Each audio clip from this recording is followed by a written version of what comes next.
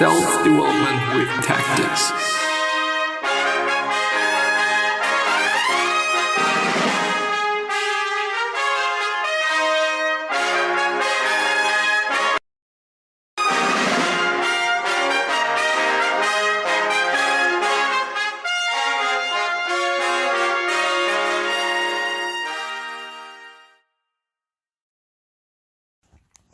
So, it is fairly early in the morning. It is not even 6:30, 6:15 a.m.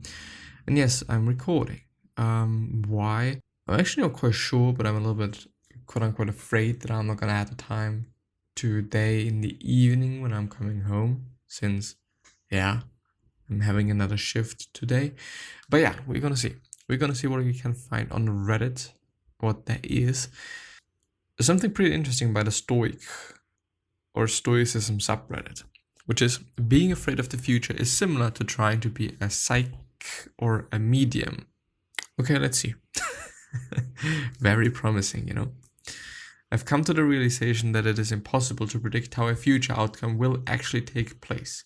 Even if a future fear that you have comes to frustration, it's probably likely that it won't be anything like what you imagined. Especially if it is something you've never experienced before, so stop trying to predict the future. You aren't a psych. You can spend all this time stressing and preparing for an event, and then it turns out to be nothing like you expected. All of that preparation would be for nothing. If there is an action you can do now to prevent it, then do it. If not, let it be and be prepared. Be prepared to face it when or if it happens, because you can spend all of this time mentally preparing for an event that won't even be like what you imagined. Waste of mental energy. There is a quote, which is probably the end of it, yeah. If there's nothing you can do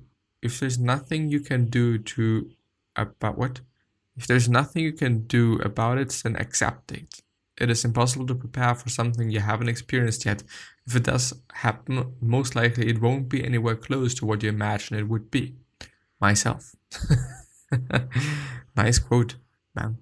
This is a message to myself, but I figured maybe others might benefit.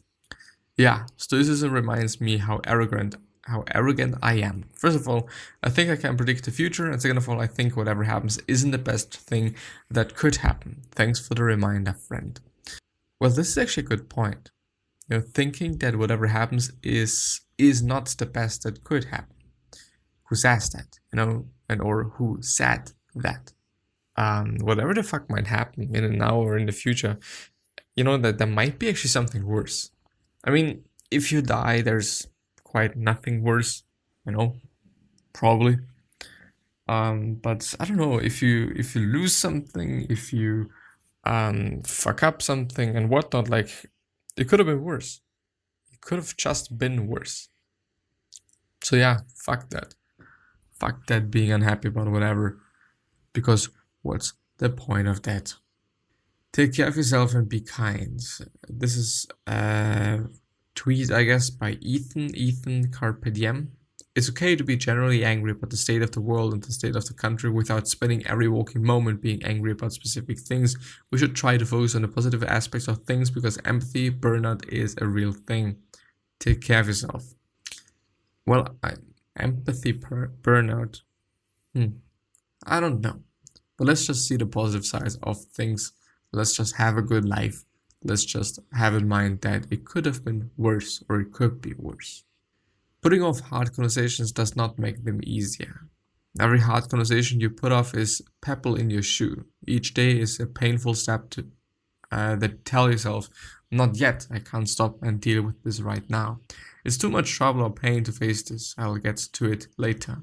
How many pebbles are in your shoes now? How many times throughout your day do you wince as you feel the pebble and dread dealing with it? How heavy is that emotional burden? I realize you're used to the pebble in your shoe. It is probably a dull pain, but you endure it every single day. It must be so terrifying to think of dealing with this. I am sure there's people whose feelings will be hurt or crushed. Maybe you don't know how it will go and you're scared to find out. You're acting like this pain or demon is locked inside a box and you're scared to open it. Like dealing with the pain will suddenly overwhelm you, But look at all the days you carried this burden, all the time you spent limping and getting less of life with this weight on your shoulders. Can't you see? Can't you see? You have been trapped inside that box with your demons this whole time. Opening the box is the only way for you to get out. The thing is, you will never feel ready to deal with this. The most important things in life are really hard, and it's impossible to feel totally prepared. Are you going to let that hold you back, or will you use it as a license to do your best and move on? Pressing the call button on your phone might seem scary or really scary, but it's always going to be that way. There's something you need to say, and you don't have to feel ready to just try. This isn't going to get easier in every single day that you carry this burden. You're choosing to get less out of your life. When you're 80 and you look back, will you regret those days you can't get back? There is some stoic solace in accepting that some things always feel impossible until they are done.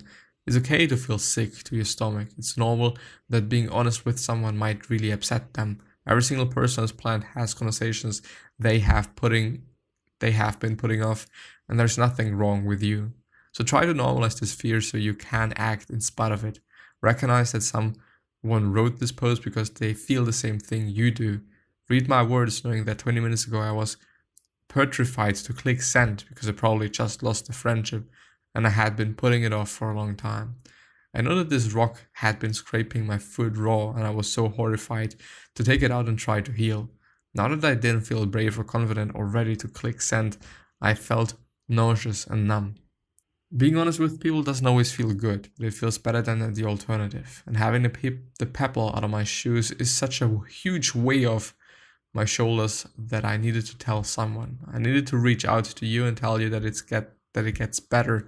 I needed you to know that you're not alone and you're strong enough to do this even if you don't feel ready.